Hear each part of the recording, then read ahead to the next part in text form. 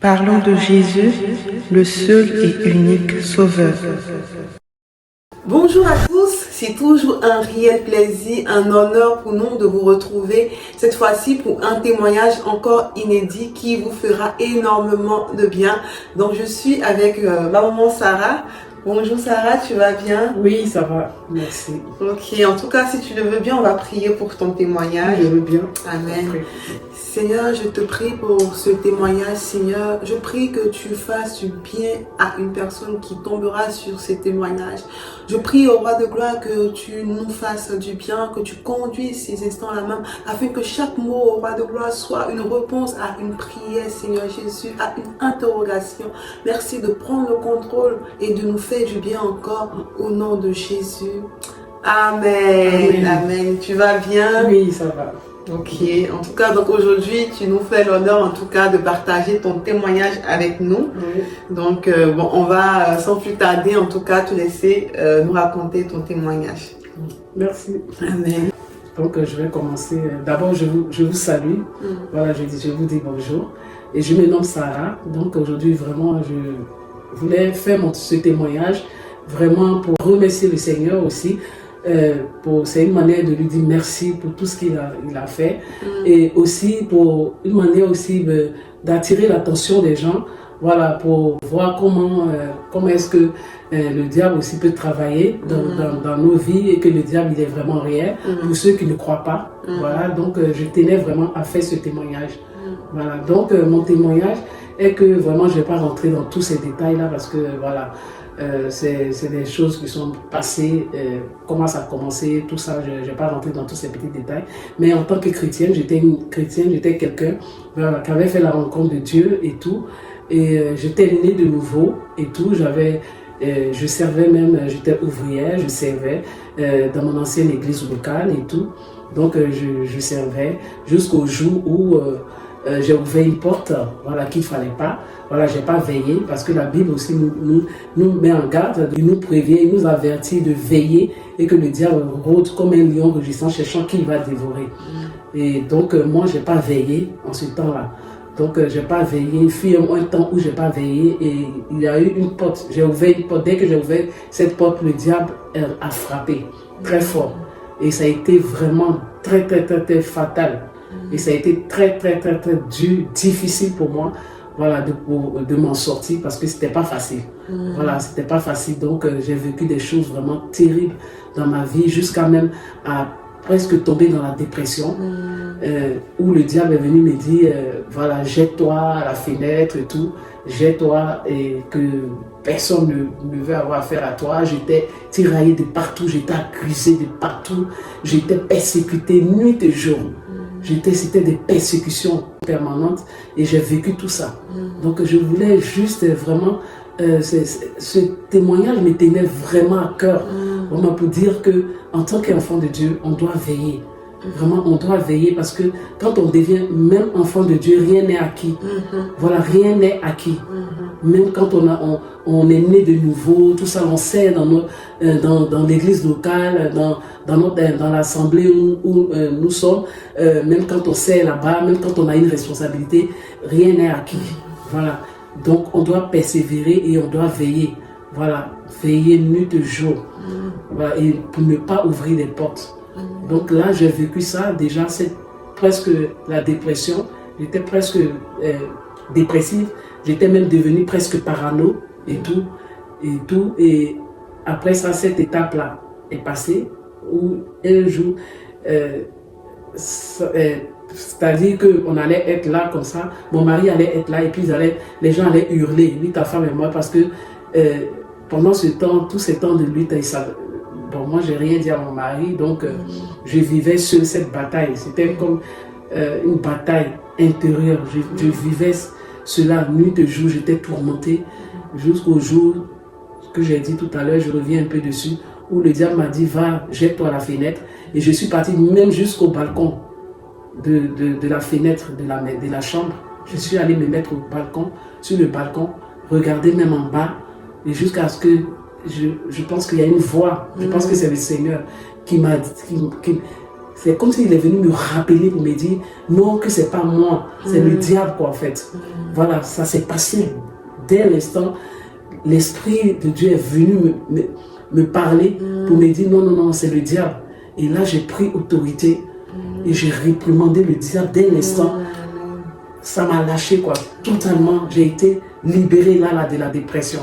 C'était ça, à l'instant T même, j'ai été libérée totalement de ça. Ça a été la première des choses. Et j'ai continué de persévérer. J'ai continué de persévérer. Ça ne s'est pas arrêté ainsi. C'était des persécutions, c'était le rejet, c'était des accusations constantes. Et c'était franchement dit, quand on dit que le diable, quand il sort d'un corps, il va chercher un lieu où habiter. Quand il ne trouve pas de lieu, il revient dans sa maison, dans l'endroit dans le corps où il était quitté. Il revient avec 7 autres démons. Moi, j'ai vécu ça. Je le dis parce que je l'ai vécu. La Bible, c'est la vérité. La parole de Dieu est la vérité. La parole de Dieu, c'est pas un jeu. Dieu n'est pas un jeu. Jésus, c'est pas un jeu. Moi, j'ai vécu tout ça. Tout ce qui est écrit dans la parole de Dieu, c'est la vérité. C'est des choses qui sont vraies parce que moi, j'ai vécu cela. Je fais mon témoignage, je vous parle de ça parce que je l'ai vécu. Et il vient avec 7 autres démons plus terribles que ça. Et j'ai vécu cela. J'étais tourmentée. Il y a des nuits où je faisais des nuits blanches, où je ne dormais pas. Et ma pensée était un champ de bataille. C'est-à-dire c'était des pensées constamment, des pensées obscures qui me venaient hanter ma pensée, même si parfois je rejetais. Oui, je refusais, voilà, parce que j'utilisais toujours cette autorité-là. Parce qu'il y a quelque chose en moi qui ne croyait pas, qui ne voulait pas croire à tout ce que le diable me proposait. Il y avait quelque chose en moi, parce que je sais que c'est le Seigneur, en moi qui me disait que non, tout ça, ça ne venait pas de Dieu. Mais il y a des moments où j'étais confrontée à ça. C'était comme, j'étais tiraillée, quoi. C'était comme une bataille. J'étais tiraillée, c'était des luttes constantes. Et moi, j'étais là, c'était un combat perpétuel, quoi. C'est-à-dire un combat nuit et jour. Il y a des moments où j'étais tourmentée, je faisais vraiment des rêves. Franchement, des rêves terribles. Je faisais des rêves, franchement, c'était horrible. Où parfois même je me voyais dans des cercueils, où je voyais les gens en train de célébrer mes propres funérailles. Je voyais mes propres funérailles, je me voyais dans des cercueils. Toutes ces choses, je les ai vécues. Je les ai vécues et à chaque fois, je refusais. À chaque fois, je refusais. Peu importe quand je faisais les choses bien ou mal, que ce soit dans ma famille, que ce soit partout. J'étais accusée de partout. Et aussi, ce qui m'a aidé, c'est que j'étais pas... au fait, j'ai pas gardé de rancune vraiment. J'ai pas eu de haine dans mon cœur. Parce que je savais que tout cela venait du diable. Voilà, je savais que ça ne venait pas forcément des hommes. Parce que je voyais que c'était le diable. Il voulait me tuer. Le diable voulait vraiment prendre ma vie. Il voulait vraiment me tuer. Donc, tout ça, j'avais compris aussi que ma lutte, elle n'était pas physique, elle était spirituelle. Voilà, c'était spirituel. Donc ça aussi, je l'avais compris. Même si, parfois, voilà, nous sommes après tout des êtres humains. Je suis un être humain. Même si parfois, c'est-à-dire les sentiments de rejet, c'est-à-dire l'incompréhension, toutes ces choses-là. Souvent, j'avais quand même de l'amertume. Même si j'avais ça, c'est qui est normal. Voilà, parce que quand tu te sens rejeté, quand tu te sens accusé, toutes ces choses, c'est-à-dire personne ne veut vivre cela. Voilà, tout le monde a besoin d'être aimé, d'être apprécié, toutes ces choses. Voilà. Pas forcément qu'on est attaché à ça, mais on a tous besoin de ça. Donc, même si parfois, voilà, parfois, c'est vrai qu'il y a des choses qui me faisaient mal, mais après, je ne gardais pas dans mon cœur, quoi. C'est-à-dire, sur le coup, je pouvais m'attrister un peu, et puis, mais dans ma pensée, dans mon cœur, je me disais que non, c'est pas contre les hommes. Voilà, c'est pas les hommes. Je ne peux pas m'en prendre aux hommes. Voilà, donc moi, tout ce que je faisais, je continuais de persévérer. Et j'ai jamais arrêté de servir. Ça m'a jamais arrêté. j'ai toujours servi, j'ai toujours évangélisé, j'ai toujours servi dans mon église locale. J'ai jamais arrêté de faire le bien aussi, autour de faire ce que j'avais à faire, quoi, en fait. Voilà, ça ne m'a jamais arrêté. Et ça, j'ai continué. Mais une fois aussi, j'ai fait vraiment un rêve qui était tellement horrible. C'était tellement horrible. J'ai fait le rêve et j'ai rêvé. Et dans le rêve, c'est comme si... Le problème, c'est que c'était comme un rêve ou c'était comme un rêve ou bien comme un truc, comme si je ne dormais pas ou bien je dormais. Comme un songe. Comme un songe, voilà. Mais j'avais les yeux fermés et c'est comme si dans un lieu, dans un endroit, j'étais couché. Mais je ne me souviens plus de l'endroit. Je ne saurais pas vous expliquer. J'étais couché et quand j'ai ouvert mes yeux, il y avait des espèces. Parce que je ne peux pas dire que c'est des humains. Il y avait des espèces qui m'entouraient, mais ils étaient nombreux. Mais ces espèces, c'est-à-dire c'était des cochons du cou jusqu'au pas. C'était des cochons, mais c'est que la tête qui était des humains. C'était des humains, la tête. Mais sinon, la tête seulement, c'était des humains. Et tout le reste, c'était des cochons. Et quand j'ai ouvert mes yeux, je les ai vus, je me suis dit, mais qu'est-ce que vous me faites? Parce que la question que je leur ai posée, c'est ça. J'ai dit, mais qu'est-ce que vous me faites? Qu'est-ce que je fais au milieu de vous? Et j'ai commencé à prier. Comme d'habitude, j'ai commencé à prier et intercéder. Mais c'était tellement fort que je me suis réveillée. Voilà, je me suis réveillée, tout ça. J'ai continué de prier, de persévérer. Et parfois, je parlais, je disais comme ça au Seigneur, je dis, si tu ne veux pas me restaurer, je vais toujours continuer de te servir. Ça ne va jamais m'arrêter. Si tu décides de ne pas me restaurer comme je veux, ça ne va jamais m'arrêter. Ça ne va jamais me faire changer d'avis. Parce que je vais continuer de te servir. Amen. Et ça, je parlais à Dieu. Souvent, je parlais à Dieu pour lui dire que c'est toi Dieu, c'est toi qui m'as appelé. Donc, si tu décides de me restaurer totalement, c'est ça. Si tu ne décides pas aussi, je vais continuer toujours de te servir. Voilà, je vais continuer mon service. Et souvent, je parlais à Dieu. Et souvent aussi, il y a une chose aussi que je vais vous dire. Vous savez, quand on est faible, quand on traverse des moments difficiles, je pense que souvent le diable va venir nous faire plein de propositions. Vous savez que depuis que vraiment les persécutions, mes difficultés ont commencé jusqu'à ce que je sois libre, il n'y a jamais un jour où je n'ai pas eu de propositions. J'ai eu des propositions où même je pouvais partir, va ici, dans tel endroit, les gens me faisaient des propositions. Mais je n'ai jamais accepté. Pourquoi? Parce que j'étais sûr, j'ai toujours été sûr que j'avais fait la rencontre du véritable Dieu. Amen. Ça, j'ai gardé en moi jusqu'à aujourd'hui. Parce que je me suis dit que, Seigneur, j'étais dans le monde, je vadrouillais, je vivais ma vie dans le désordre, comme tout le monde. Et puis Dieu est allé me chercher. Il est allé me chercher dans mon péché. Amen.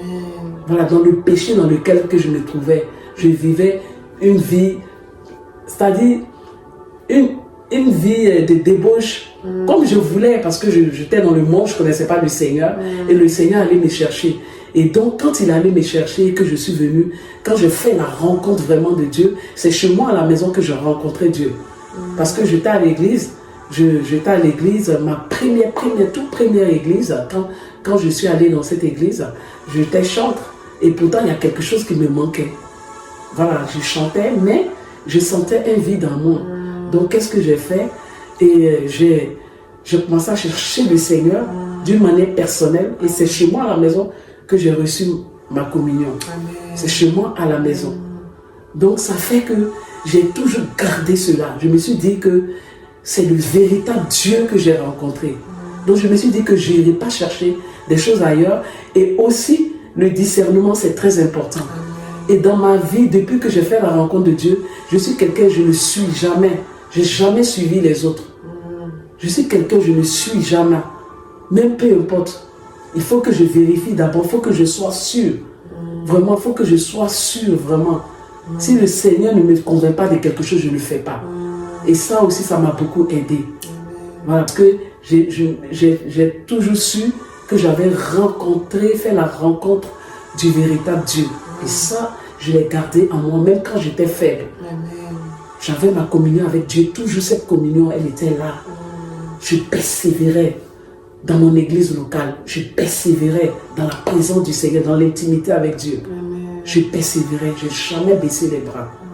Et ça ne m'a jamais arrêté pour dire oui, je suis faible, donc je vais m'arrêter.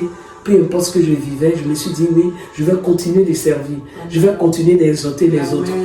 Je vais continuer. Et aujourd'hui, moi, mon témoignage, j'ai toujours utilisé mon témoignage, cette expérience-là pour pouvoir dire aux autres non, voici ce qu'il ne faut pas faire. Voici ce qu'il faut faire. Voilà. Et souvent, le danger, souvent on peut servir dans l'église locale ou des fois aussi, quand on a des responsabilités, on s'est dit qu'on a des responsabilités, on peut être là et puis on est vide, le Seigneur n'est plus avec nous. Mais le fait qu'on a des responsabilités, le fait qu'on fait des choses à l'église, on peut ne pas savoir. On se dit que oui, que voilà, tout va bien et tout va bien. Et on ne fait pas attention à certaines choses. Et ça aussi, ça peut être un danger pour nous. Donc vraiment, je voulais vraiment interpeller les gens aussi par rapport à ça. Voilà, nous-mêmes là, de sonder, de demander à Dieu de sonder nos cœurs, nous-mêmes de regarder en nous, d'essayer de voir en nous qu'est-ce qui va, qu'est-ce qui ne va pas, de faire un bilan aussi de nous-mêmes. Parce que c'est très très très important. C'est très important. Dieu nous convainc de péché, de justice et de jugement. Donc, l'Esprit de Dieu, si tu es un enfant de Dieu aussi, tu marches avec le Seigneur, dans la présence du Seigneur, et que tu vois, tu commets des péchés, c'est-à-dire, si tu fais des choses, tu commets des péchés, par exemple, tu pratiques des choses qui ne sont pas bien, et que c'est-à-dire, l'Esprit de Dieu ne te convainc pas du péché, et que c'est comme si c'était normal, en fait. Tu es là, tu es dans la présence de Dieu, mais tu fais des choses, et puis c'est normal, c'est devenu normal. Pour toi, c'est que ça veut dire qu'il y a un problème. C'est que tu dois revoir ça aussi. Voilà. Tu dois revoir ça aussi. Donc, vraiment, ça a été vraiment, vraiment, vraiment difficile. Comme je vous l'ai expliqué. Et j'ai continué, j'ai jamais baissé les bras. Et j'ai continué jusqu'à ce que... Parce que c'est pas que le Seigneur a fait étape par étape, franchement dit. C'est pas que quand j'ai dit... c'est pas que j'étais complètement vide. Mais j'ai fait la comparaison d'avant, quand j'ai reçu vraiment ma communion, et puis maintenant, quand j'ai ouvert une porte, je me suis dit qu'il y avait quelque chose encore qui manquait. Ça veut dire qu'il y avait cette puissance du Saint-Esprit, voilà, qui manquait encore, Donc je luttais toujours pour avoir cette chose-là, jusqu'à ce que le Seigneur vraiment, dans son amour infini, vraiment par la persévérance dans son amour. Parce que, au fait, aussi, il y a une chose que je voulais vous dire aussi. Si nous sommes là, nous, en tant qu'enfants de Dieu, si on prie, si on évangélise, si même on prêche, tout ce qu'on fait dans la présence du Seigneur, c'est par grâce. Amen. C'est par pure grâce. Dieu nous fait grâce et par grâce. Parce que, je vais vous dire quelque chose, quand j'ai ouvert la porte, je ne savais plus rien faire. Je ne savais plus rien faire. Dieu m'a fait un don. J'étais chanteur avant, j'ai ce don-là. Mais je ne savais plus chanter. Je ne savais même plus prier. Même la prière, je ne savais plus prier. Pour prier, je ne savais plus comment prier. Et tout, rien. Rien, je ne savais plus prier. Tu me dis de même de dire quelque chose, je vais dire n'importe quoi. Comme si, en fait, c'est comme si je ne savais plus rien faire. C'est là que j'ai vu que quand on est dans la présence de Dieu, si on sait prier, on sait tout faire, c'est pas parce que on sait parler, ou bien on a des compétences pour la prière, ou alors on a des compétences pour le chant, ou alors on a des compétences pour tout. C'est-à-dire que tout ce qu'on fait dans la présence de Dieu, c'est vraiment par grâce. Amen. Vraiment, je voulais interpeller les gens. Si aujourd'hui tu pries, Vraiment, c'est par grâce. C'est par le Seigneur qu'on arrive à faire tout ça. C'est lui qui nous donne le vouloir et le faire. Amen. Et moi, je suis passé vraiment par là. Amen. Je suis passé par là. Donc vraiment, je voulais vraiment faire je tenais à faire ce témoignage. Et aussi, quand parfois, il y a des personnes qui sont à l'église, qui cherchent véritablement le Seigneur. Il y a d'autres personnes qui sont faibles à l'intérieur. C'est pas parce que, voilà, ils ont envie de pécher vraiment, ou alors ils s'y plaisent dans leur péché, dans le péché dans lequel ils se trouvent. Mais parfois, il y a des gens, vraiment, c'est un champ de bataille, leur intérieur. Et moi, j'ai vécu cela. Je m'humiliais nuit et jour.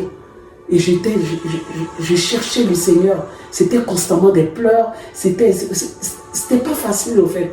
Parce qu'il y avait quelque chose qui me manquait. Et souvent, quand les gens sont faibles à l'église, c'est pas parce que les gens veulent être dans le péché. Mais souvent, il y a des gens qui souffrent vraiment. Qui souffrent. C'est une souffrance. Vous ne pouvez pas comprendre. Il faut passer par là pour pouvoir comprendre. Et ces personnes-là, souvent, ils cherchent vraiment à être restaurés. Donc souvent, c'est pas facile d'entendre des choses. Et souvent, on pense que les personnes, ils ont envie de pécher ou bien ça leur plaît d'être dans le péché. Non, c'est pas ça.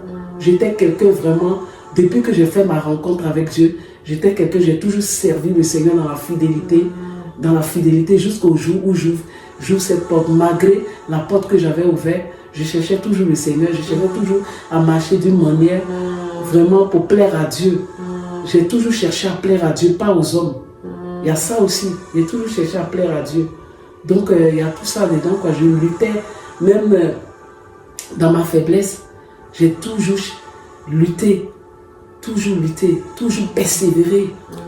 Il faut toujours fermer les portes. Vraiment, il faut toujours veiller, comme la Bible nous le recommande.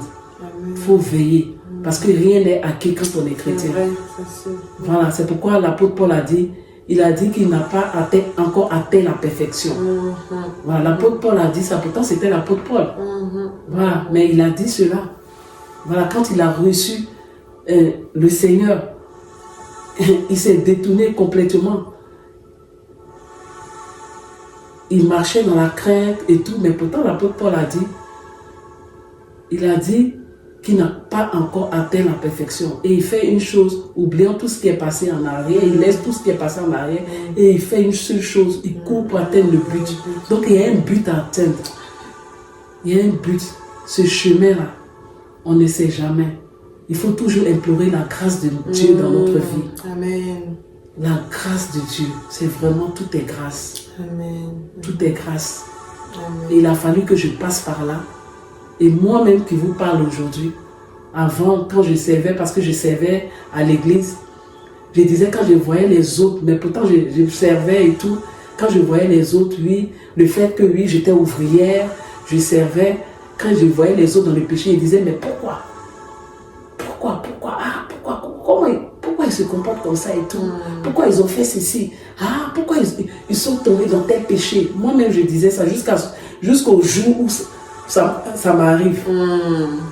Jusqu'au jour où ça m'arrive. Donc, quand on est à l'église, rien n'est acquis. Vraiment. Si on ne veille pas, rien n'est acquis. Donc, on doit toujours demander, vraiment implorer la grâce de Dieu. Et si aujourd'hui, nous sommes fermes à l'église et que nous sommes là aujourd'hui, si on fait les choses à l'église, c'est la grâce de Dieu. Amen. Voilà, si on sait prier, on sait chanter, on sait tout faire, c'est la grâce de Dieu. Amen. Pas par notre propre force. Donc vraiment, c'est le témoignage vraiment que je voulais partager avec vous. Et c'est tellement un privilège aussi d'avoir une église locale.